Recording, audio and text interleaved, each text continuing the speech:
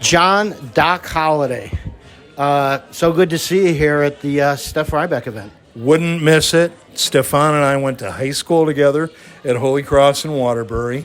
And in our first job in radio, we worked together at WWCO, a special station to this day to me and all my friends like you, Mike. Wow. How did you get, that was your first job, CO? Well, truth be told, for a couple of months, I worked at the little station in Torrington while I was trying to get into CO. Wow. So 2 months later, I got the gig at CO. Wow. And how old were you? I was 21. Wow. Yeah, a few years ago.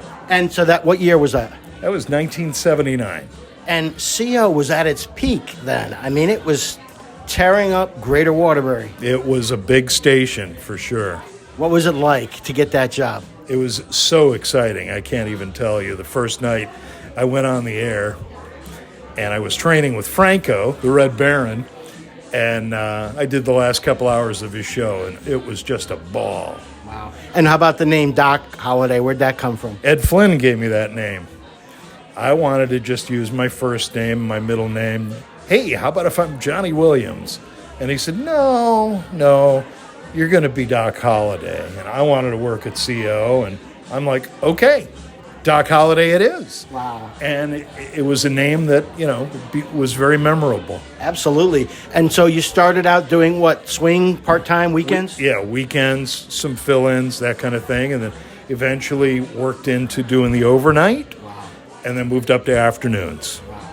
And I remember, so many memorable events at CO, but one that sticks out of my mind with you was that marathon broadcast you did to try to break the world record for continuous broadcast, right? That is correct. Yeah, that was certainly a high point. It put me on the map in Connecticut. Got a lot of press, and I moved on to some bigger opportunities as a result, which I'm very grateful for. Yeah, where did that idea come from for that marathon broadcast? Ed Flynn and our general manager, Bill Weaver, at the time came up with this idea. And truth be told, it was a ploy to promote the Italian Heritage Festival here in Waterbury. We had no designs on really breaking the Guinness Book of World Records. But I'm giving away secrets now. Now, all the trade secrets. But I guess enough years have gone by. It was all in the packaging of the promotion. You bet. Exactly. And that's what CO was all about. Yep. Taking nothing and turning it into something magical. Absolutely. Yep. A lot of P.T. Barnum type showmanship went on there. Shoestring and bubblegum, though. A lot of times. But yeah, it was a lot of fun. And how long were you on the air for that broadcast? I want to say it was around 40-something hours. That's insane. How did you hold up? I basically just kind of was an emotional mess, and my legs were burning, and I was just slept for a couple of days afterwards. Because I remember reading a newspaper article where you said you were starting to get a little delirious. I was like losing it. Wow. And when the broadcast ended, I cried like a baby. It was an emotional release, and then my wife took me home, and I went to sleep. Wow. And then you went from CO to what other stations? I went to TICFM. Mm-hmm. Now, when I was working at CO, I also did some work in New Haven at WNHC with Franco, and it was the top 40 at the time. I also, my first FM station, I did summer relief for about 6 months at Wacky 102 in Springfield. Wow. And was a CHR at the time? It was top 40, and now, of course, it's Rock 102. Right.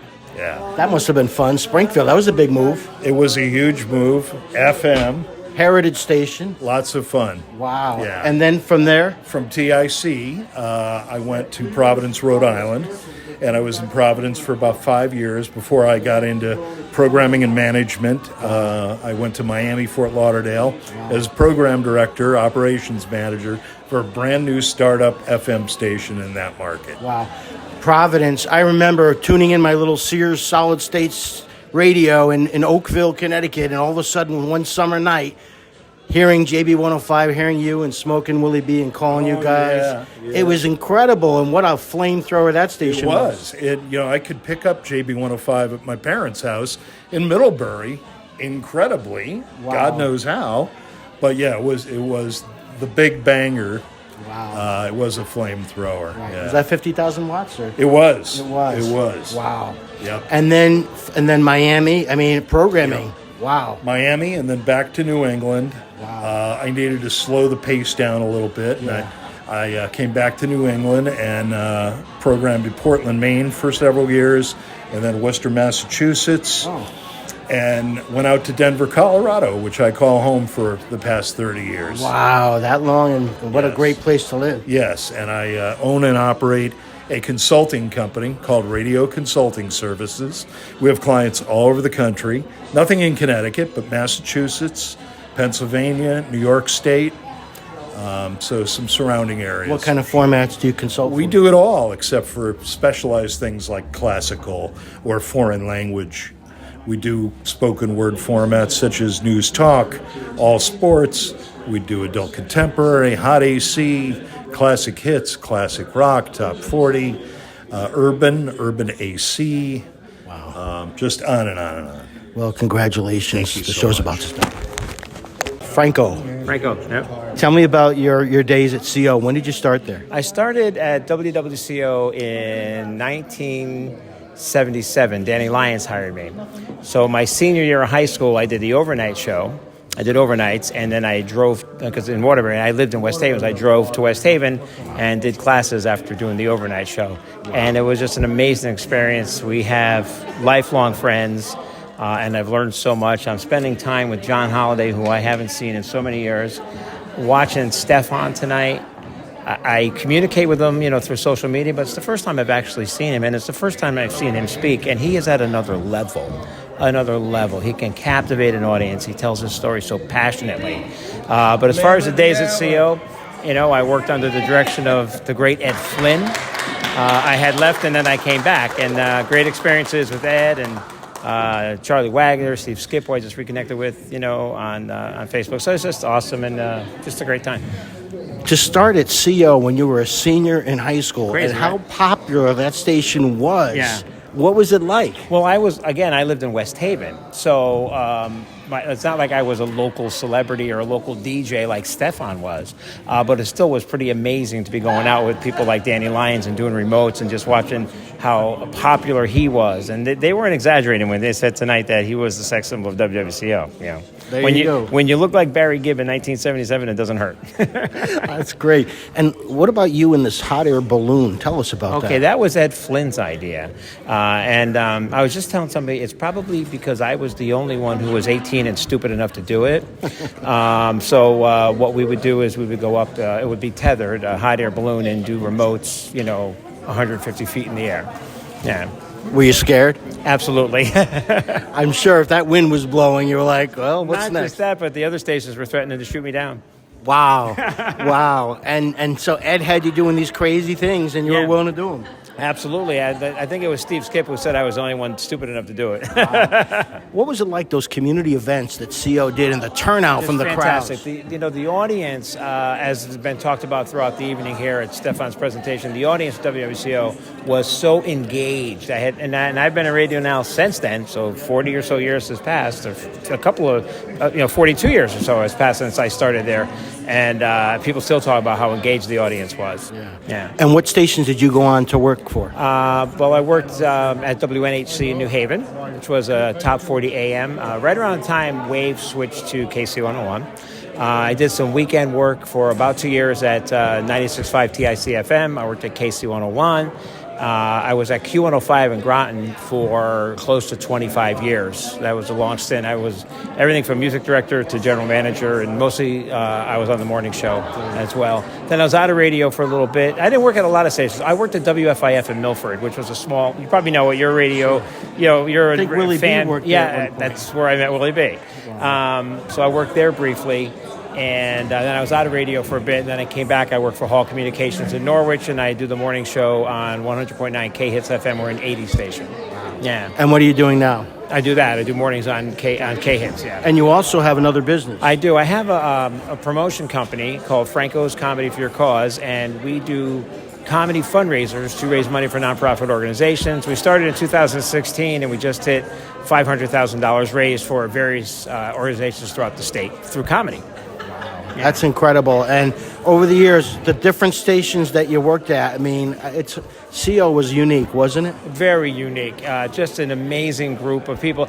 There was a lot of similarities to 13 Waves in New Haven, where I came out of, because I was an intern there before I was at WWCO.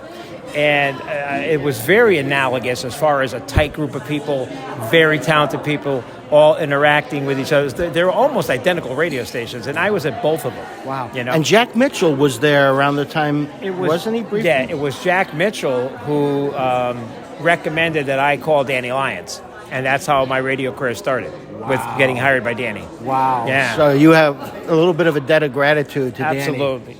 Danny and Jack. And Jack, the two of them, and he died young. Yeah, rest in peace. He died. He passed away very young, and he was a very talented jock. I think he was doing either weekends or middays at Waves when he said, "Hey, you ought to call Danny Lyons up at CO." And Willie was like, "Yeah, man, call Danny." You know, so I called Danny, and that's where I met Stefan. You know, I remember Jack's last day on CO, listening to his last broadcast. Right. And Danny came in and said, "You didn't mention the name of the station you were going to in New Haven, did you?" You know. And then Danny ended up going there. Yeah. Yeah, but it was Jack who recommended that I send the tape over to Danny. Wow, it's a small community still. But again, the two stations very analogous, you know, because again, I didn't grow up in Waterbury, but I worked in Waterbury. And working at WWCO and interning at 13 Waves, it was almost like a mirror. It was like unreal. They were so close in, you know, the DJs that interacted and got along and did stuff for the community. It was just, and it was awesome radio. They both did awesome radio. Yeah, incredible stations. And I think Steve Fika did that commute from that, Steve Thomas on CO, the news director, right around that time in the mid-'70s when you were there. He was commuting from like West Haven or something. To Waterbury. Yeah, so I would, like I said, I would get off the air at WWCO and drive to West Haven High School. And I don't recommend this, but I slept through my classes, you know. Wow. And I'm still on the radio. Yeah. What's the best thing you took away from CO? The friendships, you know, and just the, the knowledge and the things that I learned. You know, I would say my saddest memory at WWCO was I was on the air December 8th, 1980. When John Lennon was killed, you know, and I went to back then we had the AP machine. I went to go check the score of the Monday Night Football game. I'll never forget. It was, it was Dolphins Patriots. And the machine was going nuts because that's what it would do when there was a big announcement. And I was just, so here I am at like 18 or 19 years old announcing to a radio audience that John Lennon was just murdered. So that's probably, the biggest thing that I did on WWCO. Yeah. And you played some John Lennon songs. Oh, absolutely, yeah. Wow. Yeah. And that station had that kind of connection with the community. Oh, the phones were blown up. You had to be real. Yeah, you had to be real. And the phones it's not like now. The radio now is a lot different. Not just the technology, but the audience is not as engaged as they were. They just don't have time. There's too much other technology going on. You have to really live the lifestyle of the listener to keep an audience in radio now. Yeah. Wasn't it cool, though, the turnout at those events when you guys were doing those live remotes? Unreal. At both stations. At Waves and, of course, at CO, but at Q105. At Q105, we did major events that people would come to for MDA and, March of Dimes, stuff like that. Just, huge concerts with 15,000 in attendance. It's crazy. Yeah. No other medium can connect with people that way, one-to-one. No. Even now. Cool. Right. Thank you, brother. Thank you. So how do you know Steph Rybak? I met Steph Rybak through my husband, Bob, back in the 70s. Spent a lot of fun hours at CO. Oh, really? Yeah. What happened at CO? What'd you do? You just hung out at the station? We cannot tell you some of our... A lot of partying and stuff at CO? Yeah. Yeah. And how old did you? How long have you known Steph? Huh? From when you were pretty young? Since your 20s. Yeah. Oh, okay. And did you ever go to any WWCO events when they had those live broadcasts? Absolutely, yes. With Eddie Maglio. You remember the Mad Hatter? Oh, my goodness, yes. Yeah, I was good friends with his sister, Debbie. Oh, you were? Sister Hat. Yes, Wow. Sister Hat. They both passed on the same day. What an impact he made and she on this city, no? They sure did. They did. They did a lot of fundraising and, had some good times with him. Yeah, the dance marathons. And what about the Mad Hatter at McDonald's raising all that money for muscular dystrophy for Jerry Lewis? Yes, that was unbelievable. I believe we were there that night. Fantastic man, Eddie. And He was. the night he sat up on top of the, what was that? He was, I forget. Was he up on top of one of the stereo places or something? Yes. Yeah. In downtown Waterbury. He was on a block of ice, too. You know, he was broadcasting. Right. He did a lot of different things. You're reaching now. You're reaching for our memories. I know, but so you hung out at the station, and I mean, those were crazy times, but the people that would turn out at those events, Good wasn't it incredible? Fun times. Unbelievable. Well, thank you both. Appreciate it.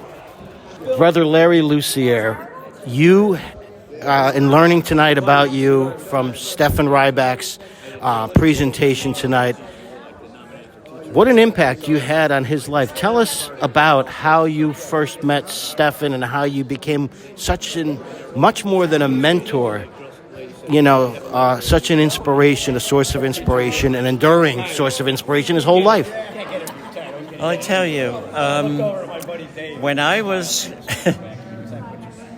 in high school, I had trouble with my dad.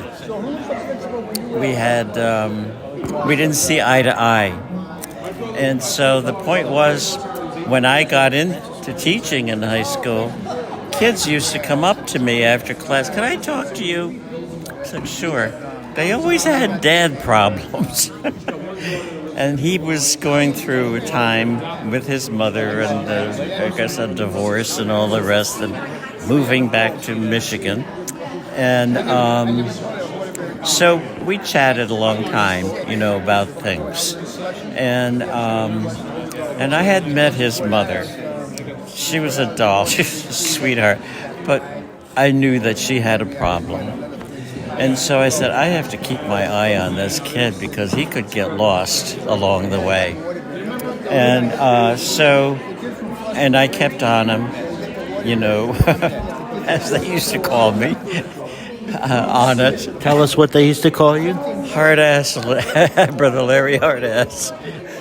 And so I did not know that, you know, until the book came out. I started to laugh when oh my God. You don't know what the kids are thinking about. And but anyway, he used to come to me every now and then with certain situations, and we chatted, and we got close, and so I got to know him. And even to the point where one day he had never had not a Halloween but a Thanksgiving. He did not know what these gourds were on the table, things of the sort. And I said, I know a place where there's a lot of them. And I said, you'd be able to take one home with you? Really? He said, I said, it's in Vermont. I said, I'm going to ask my mother, because my mother and I used to go up there with maybe one of my aunts. And you would be a welcome guest. So he came up. And one afternoon, I said to my mother, I said, I'm going to take him out to the next town to show him what's what. So he saw the pumpkins, and I went over. I didn't have a heck of a lot of money. So I went over to the table of the lady that was selling pumpkins, and I picked one of them. And so I picked one up and you know, bought it and brought it back. And he said, well, now what do you do with it? I said, I don't know. What are you going to do with it? It's for you. He could not get over that we were celebrating Thanksgiving that way. You know, the family was kind of in an uproar about a lot of different things and trying to deal with the two of the parents. And so anyway, my mother and my aunt said, he reminds me of a Polish singer. I mean, his face was... I was trying to remember the name of the Polish singer at that time. And it'll probably come back to me later on. But in any event, so we kept this thing going to give him a sense of family that was not really upset, and also trying to act in some sort of way as a big brother towards this little guy. And so we just kept it up. And that's how things got started. And so, but like I said, in the classroom, I wasn't going to let him get away with anything any more than I would ask any of these other kids if I saw something in them. And I know he said to me one day when we were in media, Mass Media 101, he said to me, brother, he says, when I gave out this project, and he said, I want to talk to you after class. So I said, okay. So he says, brother, that's a lot of work. And I said, you know what, Steph? And you're just the man to do it. That's amazing. So he just kind of looked at me and said, all right. But I had gotten to know the kids, so I knew the areas that were of interest. Now, he is sparkling, there's no doubt about that. But all of the kids that were in his Mass Media 101, all of these kids went into either journalism. I had one girl that became a journalist in Washington, D.C., and as a lawyer. And, some kids were into the Navy, and they were in journalism in the Navy. It was just amazing to me to, about a year or so afterwards to see where are these, what are they doing? And some were involved locally in Waterbury and other places, New Haven, doing columns for newspapers and things. So I would see their names and I said, holy moly, this is really good. So I was very, very proud of them. And then he really started showing me a lot of different deeper things, in his writing and what he could do. So that's how we kind of kept it up together. But you, as he shared tonight, you took a particular interest and you created sort of customized assignments, projects for each student. Right. You really took a keen interest in each student and tried to tailor their interests. Tailor the projects to their interests. And you think about the impact you had on him and so many other kids who went on to succeed in life. How does that make you feel? Oh, it's just wonderful to see that. He's an exception. I know of one girl now who is on Facebook, a mom apparently, and she speaks about her years. She's a journalist someplace. I really don't know where she's from right now.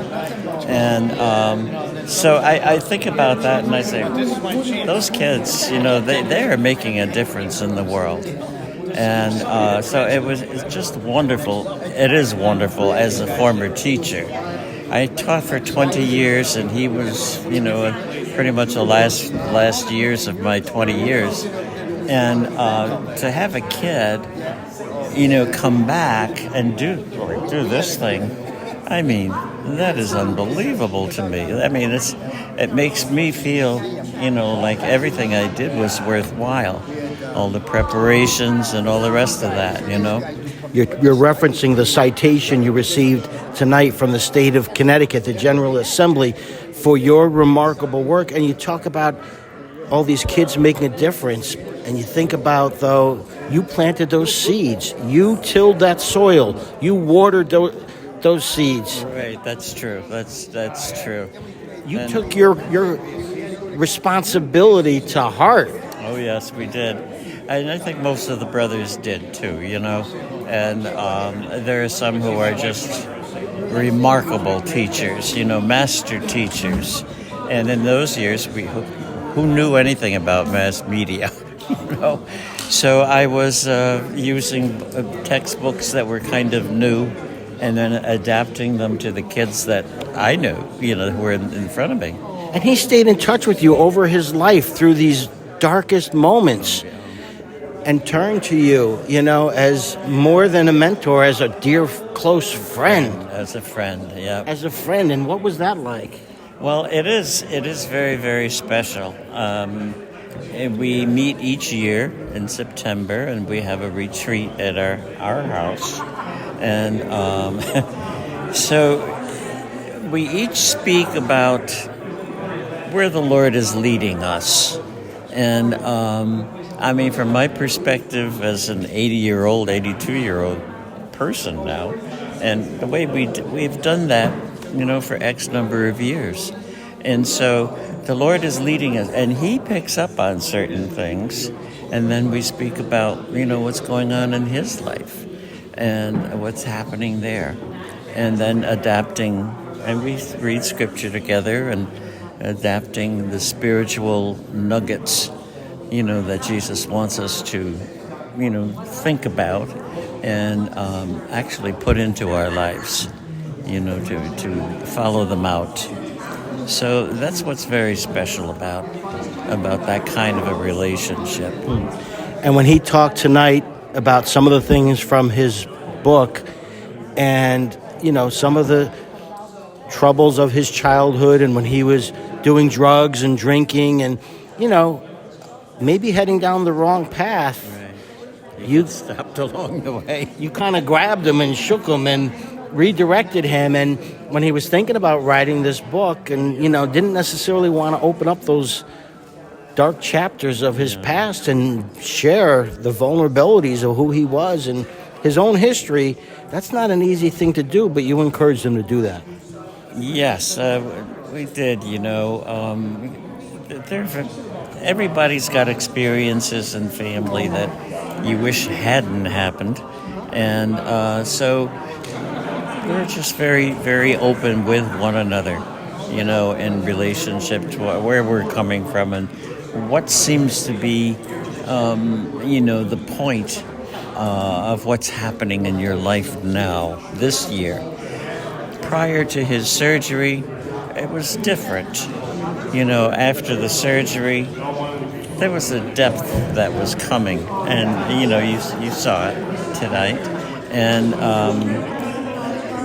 just and him, hitting the wall basically, and then how do you get behind this, and I reminded him one time. I said, my dad used to say to us, when you hit a brick wall, he says, you don't give up.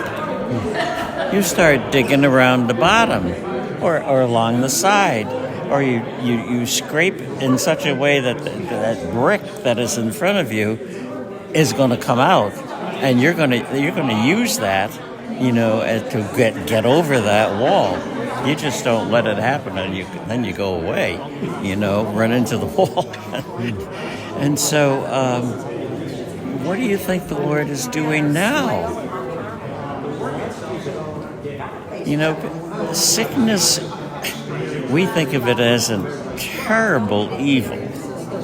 And it is, when you have a major thing such as this. However, that's God tapping you and saying, look it, you need to go through this so that I can give you more of the abundance. And I will do that. However, you have to be open to me. And it's not your thoughts anymore that matter.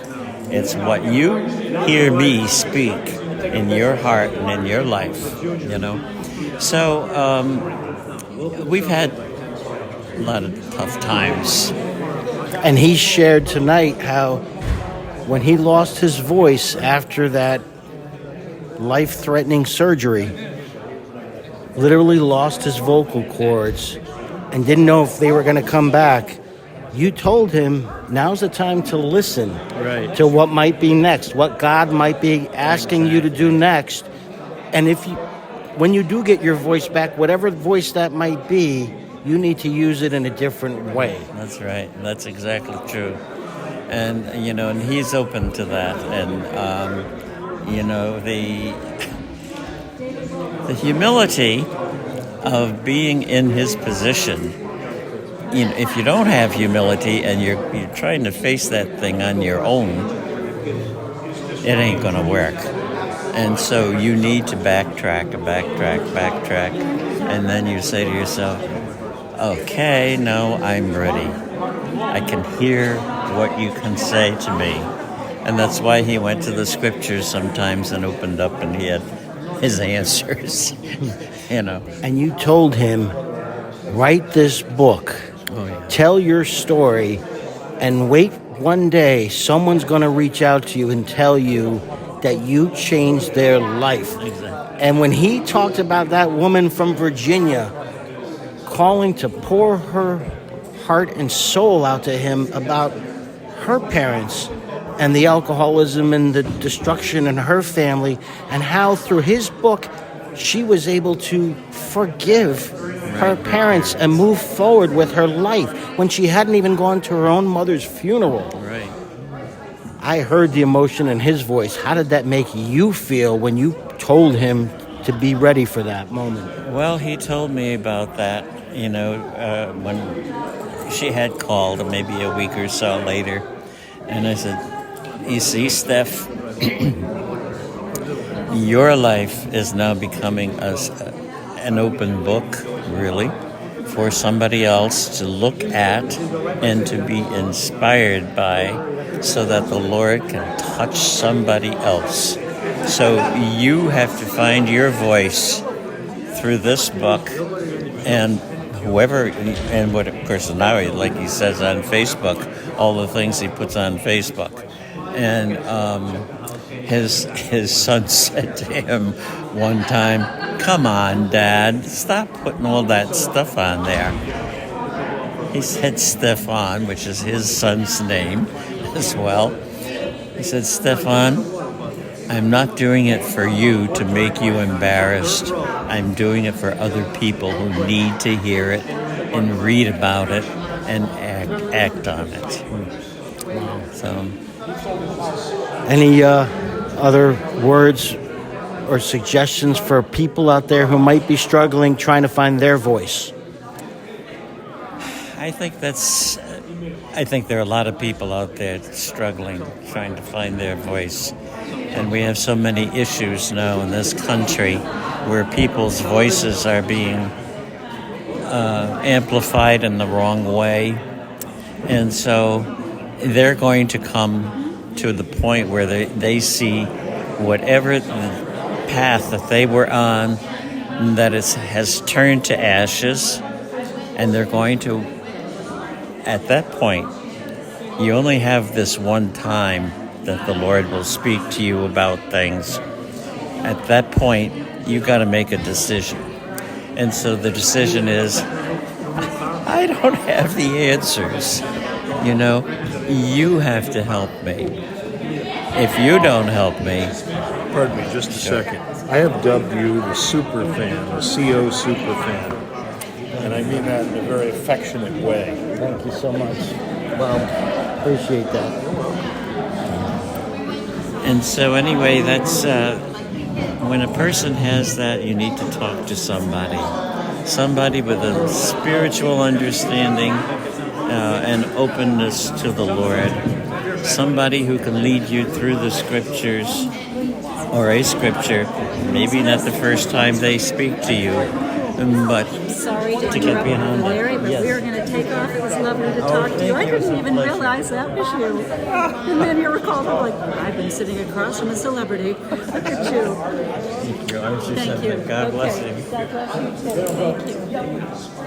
And so the people who have this one opportunity to tell the Lord, I don't have it all together. And this has happened to me. I don't know why, but that's the point where you need to listen and say humbly before the Lord, I don't have it together. And so, and then to speak to somebody else who will, with some spiritual understanding and some humility, and having been through it himself or herself, to lead you to the next step. And sometimes it is just a matter of leading. I know oftentimes on our retreats, we end with some questions. And the questions are, It's going to take a year for you to get through this, to ask yourself because we want the answers so quickly, and that isn't going to happen that way. And you need to let it, as the scripture says of Our Lady about so many things, she kept these things in her heart and she pondered them. Do some pondering. and that's what's necessary for a lot of people. Thank you so much. It's been a real pleasure to meet you and you. to Same hear here. from you. And this is no doubt going to be inspiring to a lot of other people. I think you just planted a lot more seeds, so we'll be sharing this. Good. Thank you so much. All right, God bless. Be well. Thank you. We're here with the man of the hour, Stefan Rybak, author of the book The Shadow on My Heart. And what an unbelievably inspiring evening it was. What was it like for you?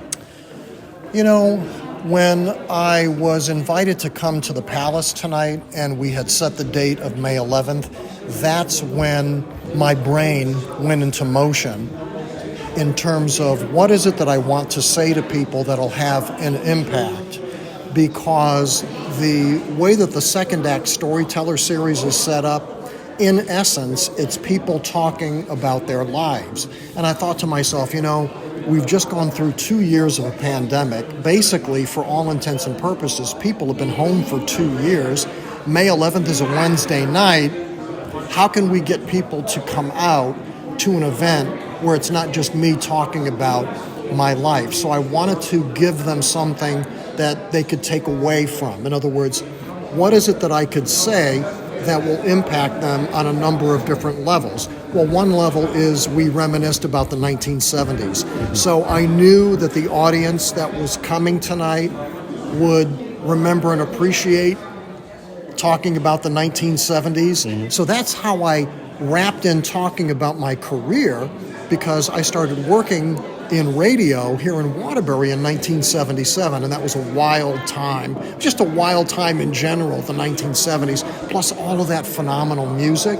And WWCO, as far as I was concerned at that time, was the greatest radio station in the world, because it was my hometown radio station that was playing all of the music that I was interested in, Boston and Fleetwood Mac and the Eagles and Peter Frampton and the Bee Gees and on and on and on and on and on. Just an incredible decade for music. So that was the first thing, getting people to reminisce. The second thing was, how do I talk about my book in a way that people could, again, what could they take away from me talking about my book? Well, in my book, I talk about growing up in a dysfunctional family. And, I think a lot of people have some form of dysfunction in their lives, maybe a little bit more than some. And so I came from a very, very highly dysfunctional family. So I figured that part of the story would impact and have meaning to people, because I was telling something that was true. And more than anything, Mike, I wanted my book to be about the truth. As I said at tonight's talk, my initial idea for the book was to write a book about overcoming obstacles. I had this heart surgery, and how did I overcome that big obstacle? And then I had trouble writing the book because I realized that would have just been glossing things over. And I may write another book one of these days. I may write a book, I may not write a book. But let's say I never write another book. Then this will be the only book that I will have ever written. And so it's something that I'm leaving behind. Long after I'm gone, this book will still be here. So more than anything, Mike, I wanted the book to be about the truth, and the truth is that I came from a dysfunctional family and how I dealt with all of that. And it wasn't just a matter of saying that my dad did this and my mom did that and blaming them. It's not a book about blame. It's a book about trying to understand who they were as people, as human beings, not as my parents, although obviously they were my parents, but getting to understand my people on a human level and what made them behave in the dysfunctional ways that they did. So the bottom line for my talk is I wanted to move people. I've been in the media business, in show business for over 45 years.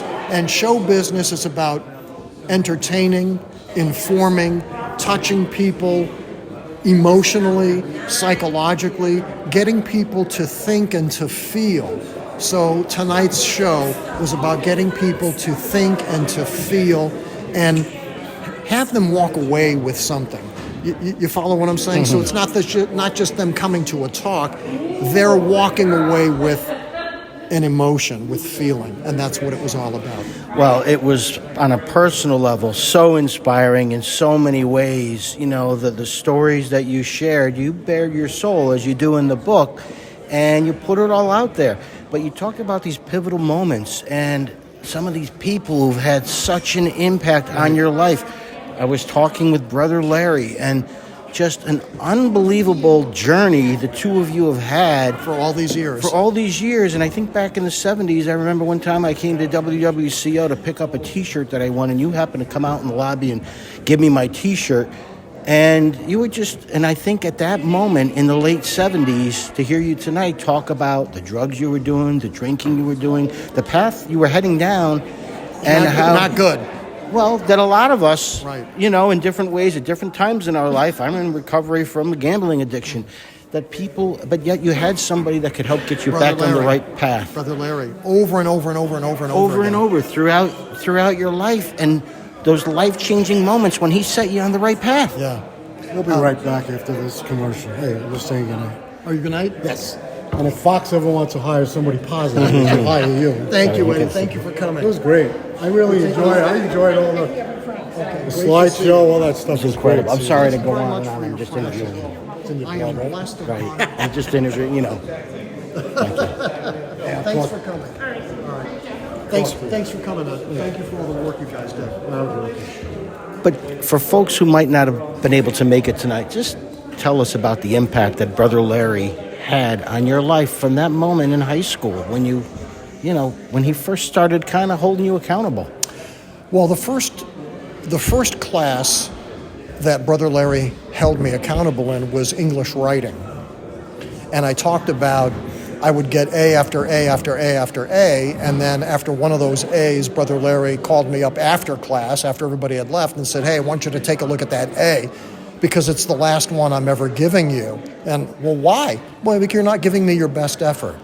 So I'm not going to grade your paper against everybody else like I have been. I'm going to grade your paper based on what I think you are capable of. Mm-hmm. So, and if it's not up to what I think you're capable of, and I think you're a very capable writer, I think you're a really good writer, but you're not putting in the time, the energy, the effort, you're not developing your gift. Writing is a gift, and you are just fluffing it away, but you're not going to do that anymore in my class. I'm going to hold you accountable. So it was in sophomore year as my English teacher. Then the next year, I took an elective, just as a lark, a mass media course, and I walk in, and it's Brother Larry sitting there, and I'm saying, I got no luck. I got this guy again.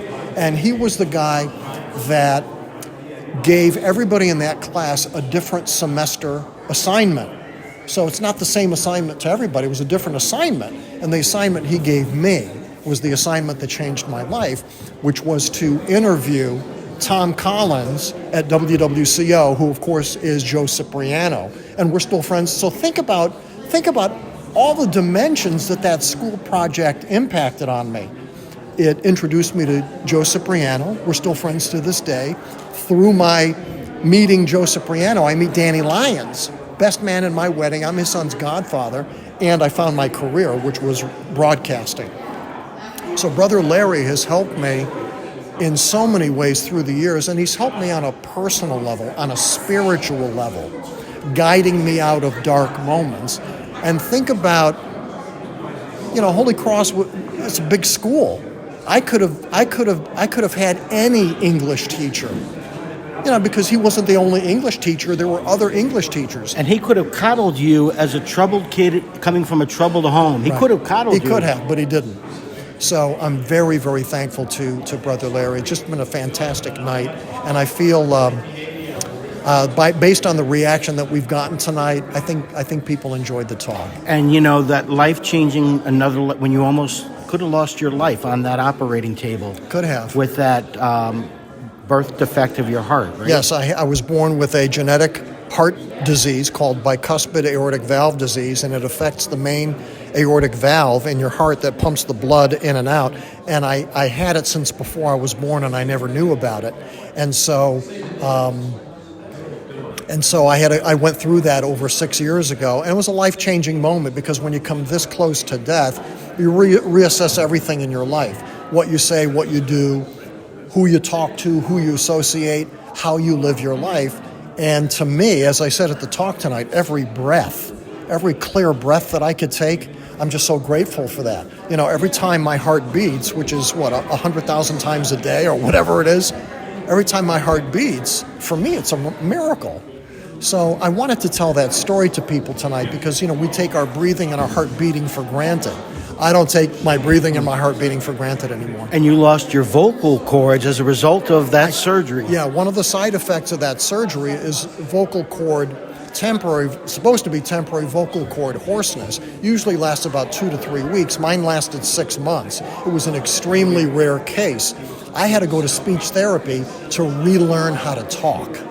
And so during that time where I wasn't able to talk, I was very hoarse. I was forced into listening and reassessing. And so it was a light, not to sound dramatic, but it's dramatic.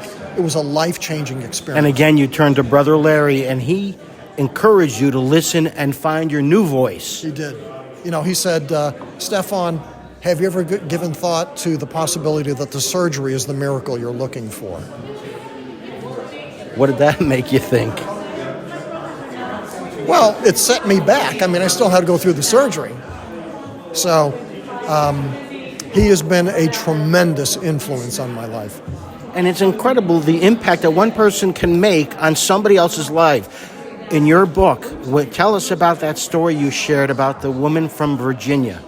The woman from Virginia is a lady that called me 2 weeks after the book came out. Much deserved. And she said, I read your book, and I wanted to talk to you about how it has impacted me.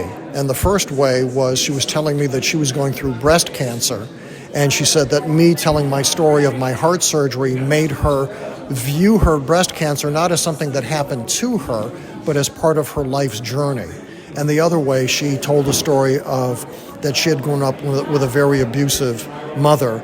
And she said that she could relate to my story growing up in an abusive household. And she was able to, my book compelled her to look into her mother's life story, and came to realize that her mother also grew up in an abusive household, and maybe that's why she was abusive. So she's certainly not going to forget the abuse that she went through, but she was able to forgive her mother through the process. And you think about your journey, you know, from those quote-unquote showbiz days, you know, in broadcasting at CO, the community events, the turnout, the response, and then to where your early days in broadcasting have taken you to this moment to understand the impact that, you know, you can make on other people. I mean, that's got to be very rewarding. It's very rewarding, it's very gratifying, and it's also a serious responsibility. It's a serious responsibility because, you know, I'm a happy person. I like to laugh, I like to joke around, I like to have a good time, but I'm also a serious person. And not to be dramatic, but our world has many problems. We're living in a very turbulent time, and if I can inspire one person, then it's worth it. Fantastic. Thank you again. Congratulations on the book and the incredible evening. So inspiring. Mike, thank you for coming. Thank you.